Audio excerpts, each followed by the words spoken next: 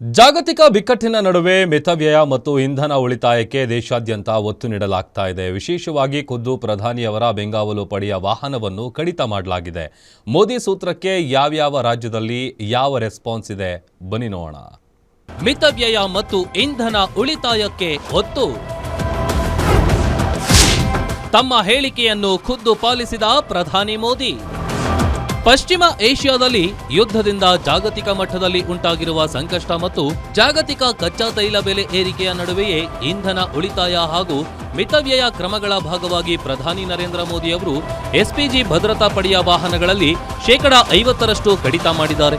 America Iran ಸಂಘರ್ಷದಿಂದ ಉಂಟಾದ ಆರ್ಥಿಕ ಬಿಕ್ಕಟ್ಟಿನ ಸಂದರ್ಭದಲ್ಲಿ ಕಡಿಮೆ ಇಂಧನ ಬಳಕೆಗೆ ಪ್ರೋತ್ಸಾಹ ನೀಡುವುದು ಮತ್ತು ತಾವು ನುಡಿದಂತೆ ದೇಶದ ನಾಗರಿಕರ ಮುಂದೆ ಮಾದರಿಯಾಗಿ ನಡೆದುಕೊಳ್ಳುವುದು ಪ್ರಧಾನಿ ಮೋದಿಯವರ ಉದ್ದೇಶವಾಗಿದೆ. ಮೋದಿ ಸೂಚನೆ ಬೆನ್ನಲ್ಲೇ ಮಿತವ್ಯಯ ಸೂತ್ರಕ್ಕೆ ದೇಶದೆಲ್ಲೆಡೆ ವ್ಯಾಪಕ ಬೆಂಬಲ ವ್ಯಕ್ತವಾಗ್ತಿದೆ.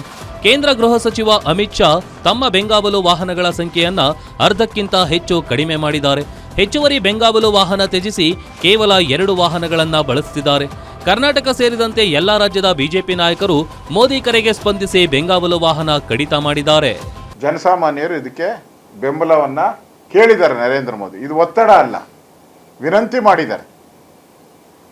ಆ ದೃಷ್ಟಿಯಿಂದ ನಾವೆಲ್ಲರೂ ಕೂಡ ನಾವು ಕೂಡ ಅದಕ್ಕೆ ಸ್ಪಂದನೆ ಮಾಡ್ತಾ ಇದ್ದೀರಿ. ನಾವು ಯೂಸ್ ಮಾಡ್ತಾ ಇರೋವಂಥ ಕಾರುಗಳ ಇರ್ಬೋದು, ಅದರಲ್ಲಿ ಸುಮಾರು ಒಂದು 30-40% ಏನು ಖರ್ಚು ಮಾಡ್ತಾ ಇದ್ರಿ ಪೆಟ್ರೋಲು ಡೀಸೆಲ್, ಅದನ್ನು ಕಡಿಮೆ ಮಾಡುವಂಥದ್ದು. ನಮ್ಮ ಬೆಂಗಾಲು ವಾಹನಗಳು ಇದೆ, ಅದನ್ನು ಕೂಡ ಕಡಿಮೆ ಮಾಡುವಂಥದ್ದು, ಯೂಸ್ ಮಾಡೋದು. ಒಂದಿನ ಬಿಟ್ಟು ಒಂದಿನ ಆ ಥರ ಯೋಚನೆ ಮಾಡ್ತಾ ಇದ್ದೀನಿ. ನಾನು ಬೆಂಗಾವಲುಗಾವನ ಯೋಚನೆ ಮಾಡ್ತಾ ಇದ್ದೀರಿ. ಆಂಧ್ರ ಪ್ರದೇಶ ಮುಖ್ಯಮಂತ್ರಿ ಎನ್ ಚಂದ್ರಬಾಬು ನಾಯ್ಡು ಅವರು ವರ್ಕ್ ಫ್ರಮ್ ಹೋಮ್ ಅನ್ನ ಪ್ರೋತ್ಸಾಹಿಸುವುದಾಗಿ ಹೇಳಿದ್ದಾರೆ.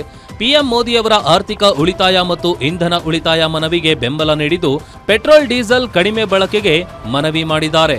నేను ఇప్పుడు చెప్పడం కాదు, వర్క్ ఫ్రమ్ హోమ్ అనేది ఇట్ ఈస్ ఎ రియాలిటీ. భవిష్యత్తులో కూడా వర్క్ ఫ్రమ్ హోమ్ వస్తుంది.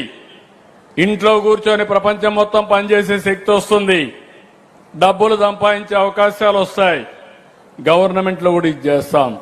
ಇನ್ನು ಮೋದಿ ಹೇಳಿಕೆ ಬೆನ್ನಲ್ಲೇ ಪೆಟ್ರೋಲ್ ಡೀಸೆಲ್ ಎಲ್ಪಿಜಿ ಸಮಸ್ಯೆ ಬಿಗಡಾಯಿಸುವ ವದಂತಿ ಹೆಚ್ಚಾಗ್ತಾ ಇದೆ.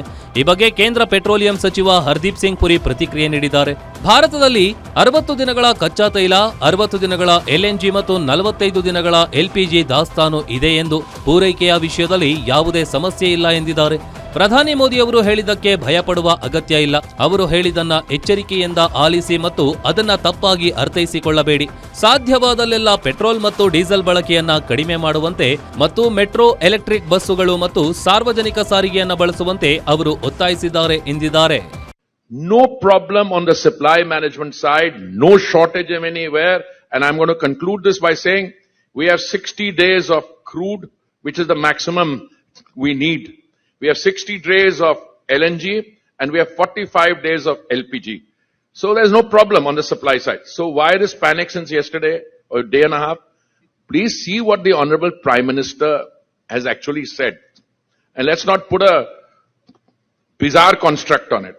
He's saying, and look, this is borne out by the facts. If you look at the news this morning, the leader of the largest economy in the world is saying that ಒಟ್ಟಾರೆ ಪಶ್ಚಿಮ ಏಷ್ಯಾದಲ್ಲಿ ಯುದ್ಧದಿಂದ ಜಾಗತಿಕ ಮಟ್ಟದಲ್ಲಿ ಉಂಟಾಗಿರುವ ಸಂಕಷ್ಟ ಸರಿದೂಗಿಸಲು ಮೋದಿ ಮಹತ್ವದ ಹೆಜ್ಜೆ ಇಟ್ಟಿದ್ದಾರೆ. ಆದರೆ ಇದನ್ನ ಯಾರ್ಯಾರು ಯಾವ ರೀತಿ ತೆಗೆದುಕೊಳ್ತಾರೆ ಅನ್ನೋದೇ ಪ್ರಶ್ನೆಯಾಗಿದೆ. News desk, guarantee news.